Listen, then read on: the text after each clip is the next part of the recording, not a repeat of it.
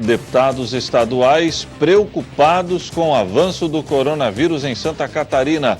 Câmara dos Deputados aprovou pagamento de indenização a profissionais de saúde incapacitados pela Covid-19.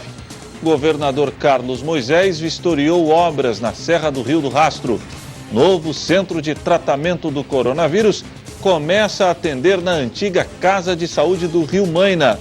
Brasil registra mais de 1.000 mortes por Covid-19 nas últimas 24 horas.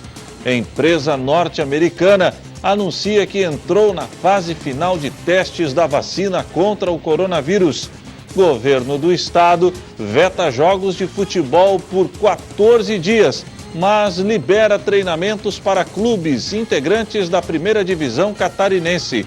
E ainda, especialistas garantem segunda onda de coronavírus no país será restrita a algumas regiões do Brasil. As principais notícias do dia você confere a partir de agora. No ar pela TV Primavera de Criciúma, Informe Região.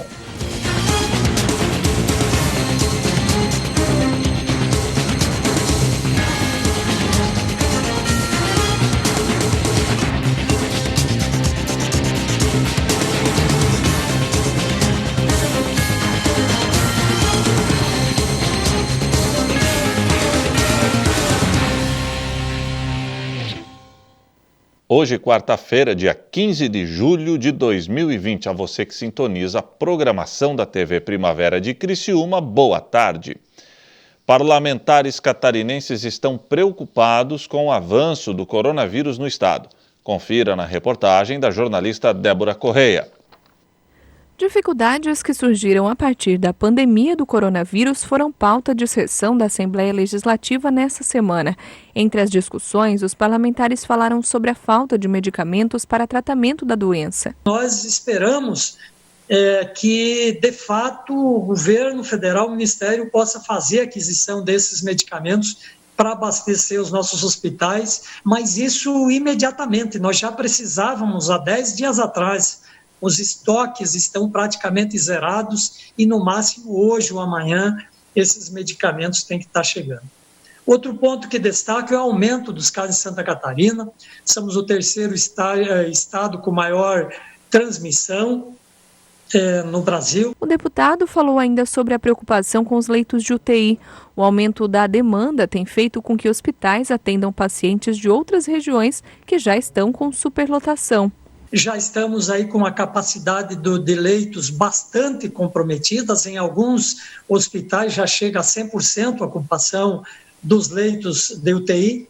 Inclusive já pacientes do litoral, como aconteceu ontem, um paciente de Itapema e um de Tubarão foram deslocados para o meio oeste de Santa Catarina, para a cidade de Concórdia, para o Hospital São Francisco, que tinha vaga. A situação da Covid-19 em Lages também foi colocada em discussão.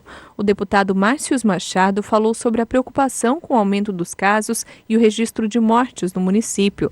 O parlamentar pede um posicionamento eficaz e medidas imediatas do governo. Precisamos, senhor presidente, que também o governo do estado aplique recursos em hospitais filantrópicos de cidades. Por exemplo, nós temos aqui em Bocaina do Sul, um hospital parado. Nós temos condições de aplicar em Ponte Alta, Correia Pinto, Otacílio Costa, Anita Garibaldi, Urubici e outros inúmeros municípios que cada colega deputado é sabedor da sua região. Então, precisamos descentralizar. Os deputados também falaram sobre a preocupação com o atendimento. Sem leito nos hospitais, quem apresenta sintomas do coronavírus e precisa de uma internação, muitas vezes não tem para onde ir. O deputado Kennedy Nunes leu em plenário uma mensagem que recebeu pelas redes sociais sobre um caso registrado na região de Florianópolis. Minha vizinha foi confirmada com Covid-19 e hoje ela acordou debilitada. Chamamos o SAMU, vieram 2 ambulâncias, a suporte básica e a avançada. O trabalho do SAMU, 100%. Levaram ela na ambulância e aí começa o drama. Ela ficou 1h30 dentro da ambulância entubada, porque não tinha leito vago na Grande Florianópolis. Eu fui conversar com o médico do SAMU e olha o que ele me disse, que os pacientes Covid-19 estão esperando na ambulância em torno de 4 horas até aparecer leito vago. O deputado também manifestou apoio a escolas particulares que passam por dificuldades por conta da pandemia. O Centro de Educação Infantil particular, deputado Cobalcini, é que estão com um grande problema. Porque além de não ter como cobrar a mensalidade, porque não está podendo ter aula, eles não podem demitir as pessoas por conta da lei. E está ficando um passivo quase que sem condições de resolver. O governo, já que insiste na não liberação do retorno às atividades, deveria pelo menos dar uma condição de minimizar esse problema dele. O problema, conforme os parlamentares, é que essa dificuldade imposta agora às instituições pode repercutir ainda daqui a alguns anos. A maior preocupação nisso é que muitos podem dizer, mas são escolas privadas. Esse reflexo, daqui a algum tempo, virá para o público. Não tem como errar. Em Joinville, só para ter uma ideia, mais de 1.000 crianças já foram transferidas da rede privada para a rede pública. Nós estamos falando do ensino fundamental 1, 2, e a hora que nós começarmos a fazer esse movimento do ensino infantil, onde as escolas vão fechar, as escolas privadas vão fechar, e vai acontecer, já tem escolas fechando, e essas crianças vão para onde? Eu acho que é extremamente importante se pensar numa alternativa de criar um programa de apoio, como foram criados para outros segmentos, que esse também possa ter esse olhar diferenciado, porque realmente já tem um percentual altíssimo de escolas fechadas, e a tendência é agora, se continuarem fechados, quebrar uma quantidade muito grande e que depois a maioria deles não tem mais nem como se recuperar. A presidente da Comissão de Educação na Assembleia também falou sobre o tema e ressaltou que teve um encontro com representantes da categoria e da reunião saíram alguns encaminhamentos.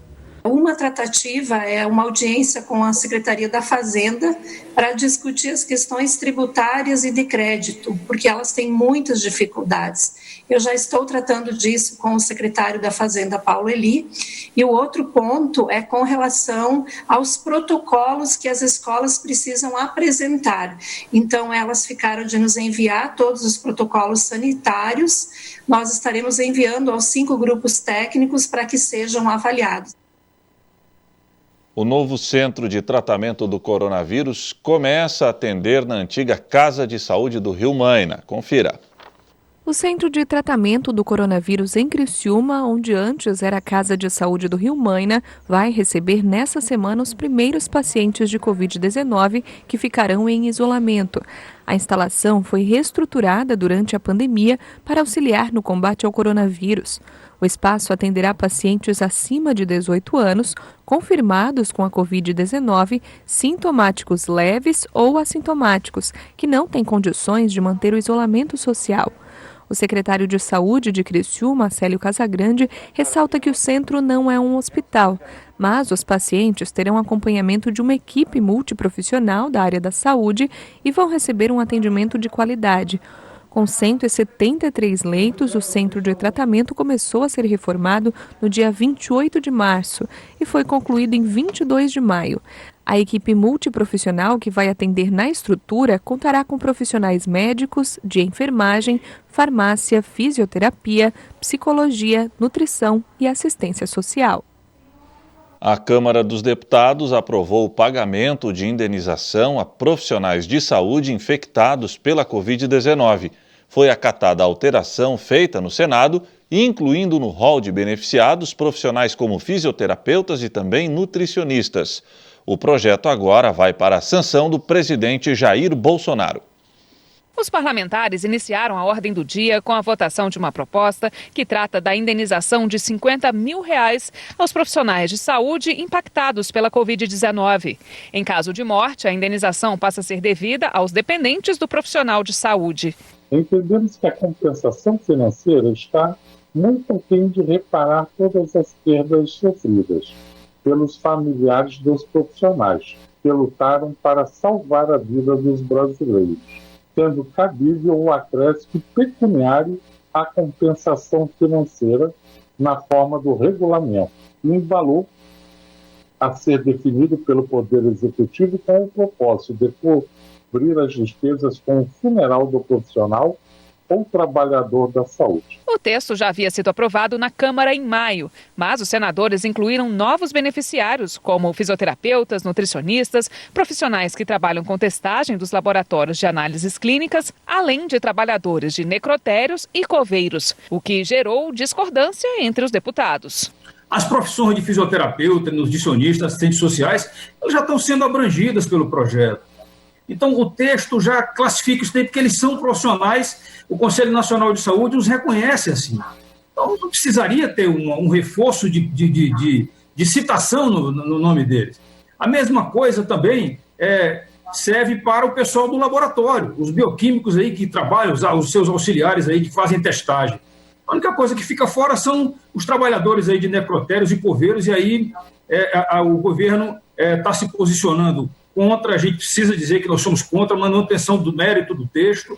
Esse projeto ele é muito importante porque ele faz aí o reconhecimento do trabalho importante que esses profissionais de saúde têm feito, colocando em risco as suas vidas, né, mas que têm se dedicado aí de uma forma extraordinária, estão indo para frente desse campo, verdadeiro campo de batalha, colocando em risco suas vidas. Os deputados aprovaram ainda a reinserção de um trecho do texto que caracteriza como falta justificada ao trabalho o afastamento pelo cumprimento de isolamento devido à suspeita ou contaminação pela Covid-19.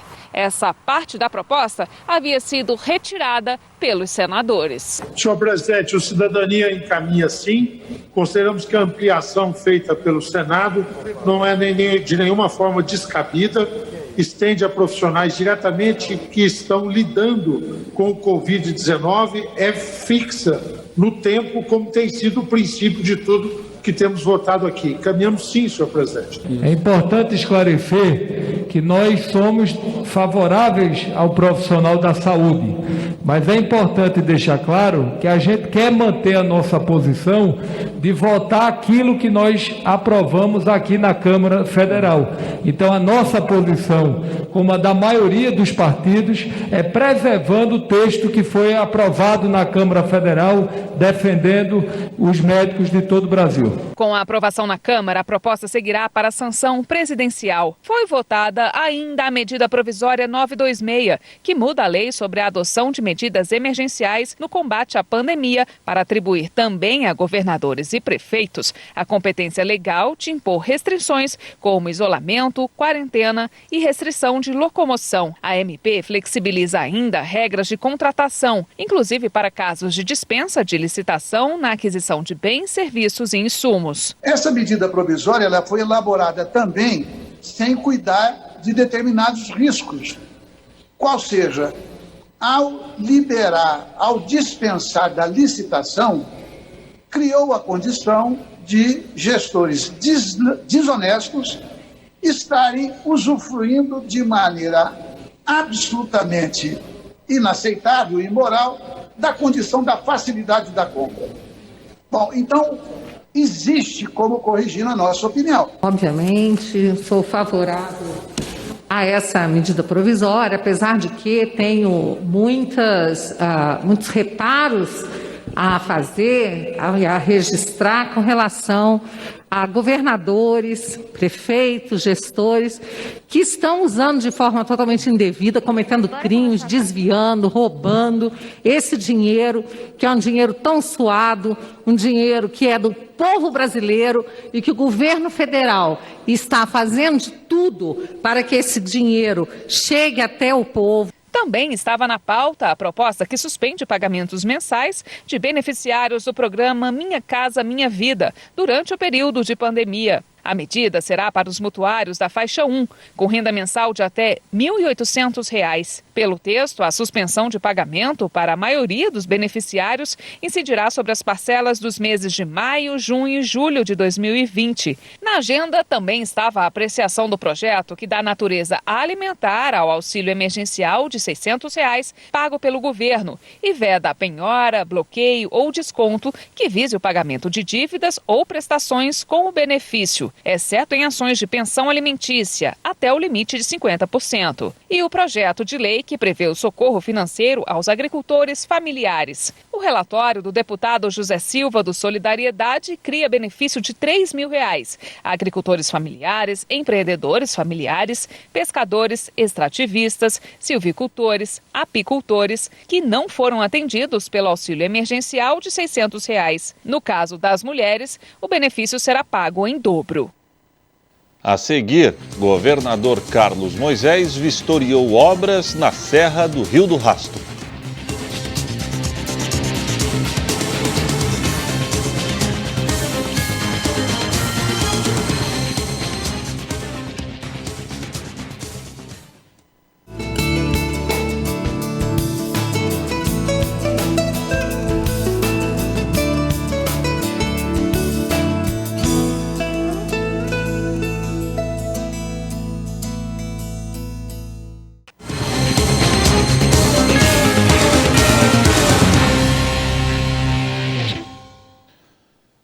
O governador do estado está realizando obras em 29 pontos críticos da Serra do Rio do Rastro. O governo do estado. Ontem, aí sim, o governador Carlos Moisés foi até o local vistoriar os trabalhos. A Serra do Rio do Rastro, na SC 390, está passando por melhorias em 25 pontos críticos, onde são comuns os deslizamentos de terra e rochas. O governador Carlos Moisés visitou esses locais na manhã de terça-feira, em seu primeiro dia de trabalho depois do período de recuperação da Covid-19. Nós estamos trabalhando aqui em 25 pontos, em todo o trecho da rodovia, que vai desde aqui de Orleans, Lauro Miller, até Bom Jardim da Serra, municípios catarinenses, e que objetivam a segurança da trafegabilidade dessa rodovia, evitando que é muito comum quem sobe aqui a Serra do Rio do Rastro verificar rochas no caminho, às vezes inclusive caindo enquanto os veículos estão transitando. Já aconteceram acidentes aqui nesses trechos, então serão 25 pontos de intervenção, os pontos mais graves, para evitar com que essas rochas então se descolem da sua estrutura e venham a cair no leito da rodovia. As intervenções, conforme o governador, são importantes para a segurança de quem transita no local. Isso é uma forma de proteger as pessoas e também valorizar o que é um grande atrativo turístico aqui para os catarinenses, para o Brasil, para o mundo, que é a Serra do Rio do Rastro e a segurança de quem transita nessas rodovias. O trabalho consiste em colocar telas metálicas de alta resistência com grampos para evitar quedas de bloco e movimentação de massa, problemas frequentes ao longo da SC na Serra do Rio do Rastro.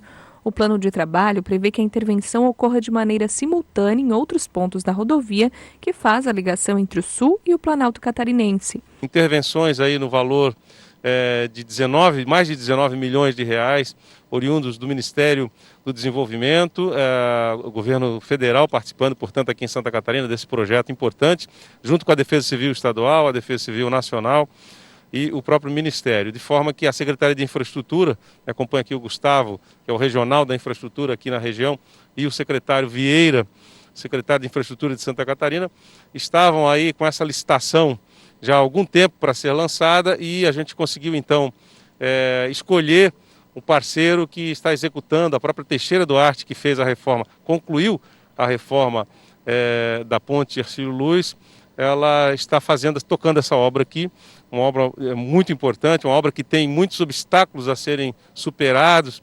Nós temos que fazer trabalho em altura aqui, muito risco, então, e uma dificuldade, inclusive, de estruturar essa obra nos 25 pontos da rodovia. Por conta das obras, o trânsito está em meia pista em uma extensão de 300 metros no ponto 25, no sentido Tubarão-Orleans. O fluxo está sendo realizado no sistema Siga e Pare e a operação é coordenada pela Polícia Rodoviária Estadual. Nós teremos alguns transtornos temporários, mas para um benefício permanente à população de Santa Catarina. Em alguns momentos, esses trechos terão que ser interrompidos, a sua trafegabilidade, o trânsito será desviado, mas nós sabemos que o objetivo é salvar vidas, pessoas, assegurar um trânsito tranquilo e seguro para os catarinenses, para todos os brasileiros e para todas as pessoas que vêm visitar o Brasil e conhecer as nossas belezas naturais. Já no topo da serra, para fortalecer o turismo, o projeto do governo do estado é construir um mirante. no futuro nós colheremos muitos frutos desses trabalhos que hoje são realizados aqui, como uma forma de ser mais atrativo ainda o nosso turismo, todo o nosso receptivo turístico para os catarinenses, para o Brasil e para o mundo. Pelo menos 1.300 pessoas morreram devido à pandemia do novo coronavírus no Brasil nas últimas 24 horas. O balanço é do Ministério da Saúde.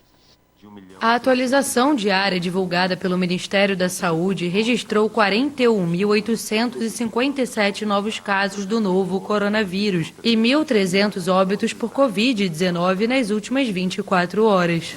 De acordo com matéria da Agência Brasil, o total de mortes subiu para 74.133, o que equivale à população da histórica cidade de Ouro Preto, em Minas Gerais. O resultado marcou um aumento de 1,7% em relação à segunda, quando o balanço do Ministério trazia 72.833 óbitos.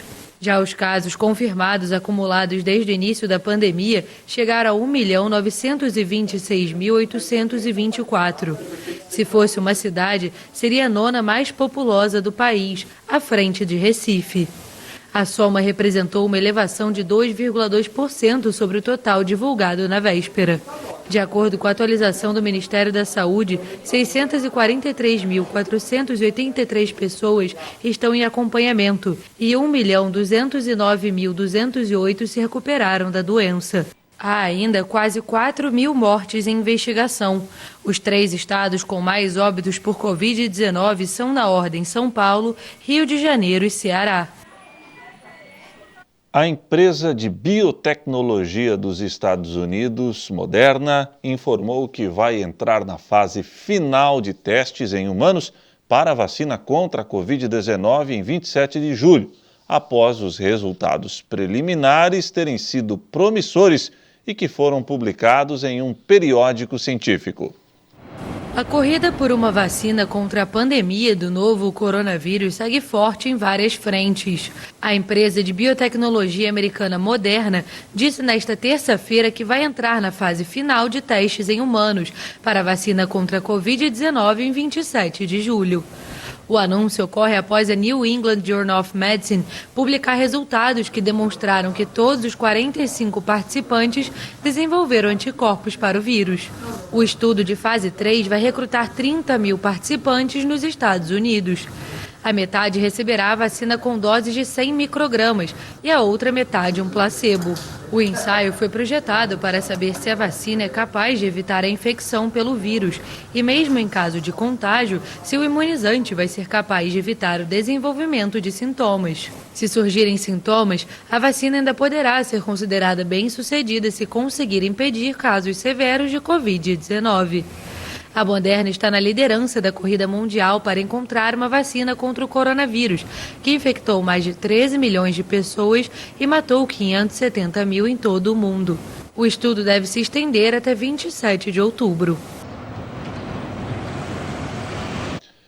A seguir, governo do estado veta jogos de futebol por 14 dias, mas libera treinamentos para os clubes integrantes da primeira divisão catarinense.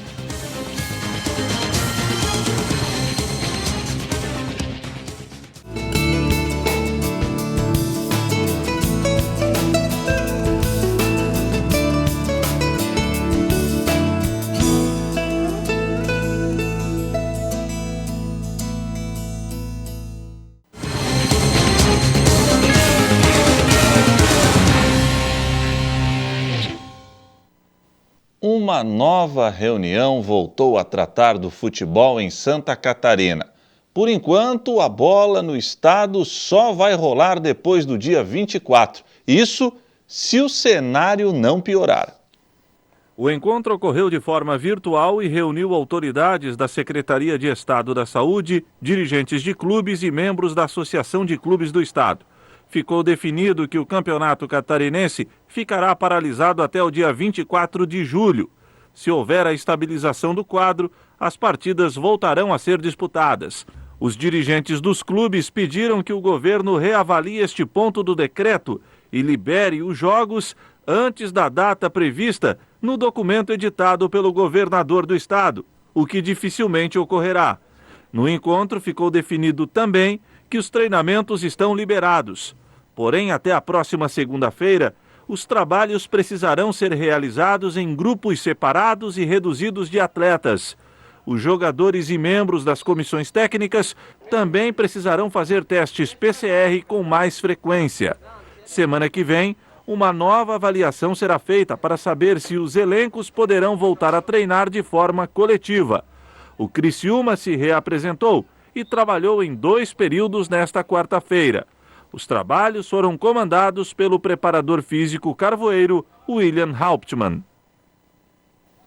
E com a reabertura do comércio e a retomada das atividades em várias cidades do país, muitos especialistas temiam o surgimento de uma chamada segunda onda de contaminações pela Covid-19. Mas o risco do número de casos, segundo especialistas, para esses casos voltarem a crescer é cada vez menor. A avaliação dos especialistas do EpiCovid-19, que é o maior mapeamento de coronavírus feito no Brasil. O primeiro caso de Covid-19 no Brasil foi confirmado oficialmente no dia 26 de fevereiro. 5 meses depois, a doença se espalhou. Não há quem não conheça pelo menos uma pessoa que já foi contaminada. Pessoa da família e também amigos. Minha mãe. Onde eu moro, sim. Minha vizinha, sim, conheço. Pessoas próximas? Meu gerente. A minha irmã, que trabalhava no Hospital Heliópolis, pegou, mas graças a Deus está tudo bem. Mas o lado bom dessa história é que o Brasil pode ter desenvolvido uma espécie de imunidade coletiva contra o vírus. As pessoas jovens e adultas que circulam pelas ruas e principalmente nos transportes públicos são consideradas as maiores transmissoras da doença. Mas como muitas já foram contaminadas, acabaram desenvolvendo anticorpos. Se alguém quiser saber o percentual da população que já teve exposição ao vírus, pega a estatística oficial, que hoje está em quase 2 milhões, e multiplica por 6. Então a gente vai saber aí que tem mais de 10 milhões de brasileiros e brasileiras que já tiveram contato com o vírus. Essas 10 ou 12 milhões de pessoas, certamente que no curto prazo não vão ter uma nova infecção pelo coronavírus. A Universidade Federal de Pelotas é responsável pelo maior mapeamento da doença no Brasil. A pesquisa, que foi batizada com o nome de EpiCovid-19, é realizada nas residências das pessoas, em várias cidades do país.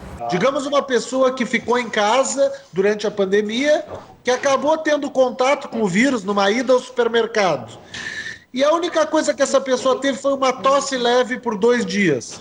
Essa pessoa pode ter o vírus, não teve nenhum sintoma grave, então não seria identificada. Ela só será identificada se ela for visitada na sua casa por uma pesquisa em amostragem, que é o que a gente fez exatamente. A queda no número de mortes pela 3ª semana seguida no estado de São Paulo, o epicentro da doença, confirma essa tendência apresentada na pesquisa. O levantamento é feito semanalmente e na última semana foram registradas 1.706 mortes, 27 óbitos a menos que na penúltima e 63 a menos que na antepenúltima. E esses dados mais recentes fazem diminuir uma das maiores preocupações dos especialistas, o risco de uma segunda onda de contaminações pelo vírus. Com a reabertura do comércio e a retomada das atividades em diversos setores, o temor era de que o número de casos voltasse a crescer no país. Mas agora essa possibilidade é vista como mais distante pelos pesquisadores. A boa notícia é que os lugares nos quais a reabertura foi quando a curva já estava na descendente, eles não estão tendo novas ondas importantes de infecção. Isso sugere que é possível que uma parcela da população tenha uma imunidade contra esse vírus, que ainda não se sabe detalhadamente por quê. Já tem algumas sugestões na literatura. Então essa é uma boa notícia. É possível que uma eventual segunda onda do coronavírus, se acontecer, pelo menos não seja nos próximos meses. Eu acho que no primeiro semestre do ano que vem vai ter vacina. E tendo vacina, o coronavírus será um problema do passado. Pesquisadores afirmam que ainda não é possível dizer quanto tempo pode durar essa imunidade, mas o otimismo das estatísticas vai se transformando em confiança entre a população. Com a flexibilização das medidas de isolamento social nas grandes cidades brasileiras, como São Paulo, a sensação é de que o pior já passou. Espero que sim, né? Eu acredito que sim. A esperança é que passe logo, né? Então eu acredito que já passou sim. Já. Acho que o pior já passou. Espero que sim. Tomara a Deus, porque não aguento mais com essa máscara. E o Informe Região desta quarta-feira fica por aqui. Voltarei amanhã, se Deus assim permitir. Uma boa noite.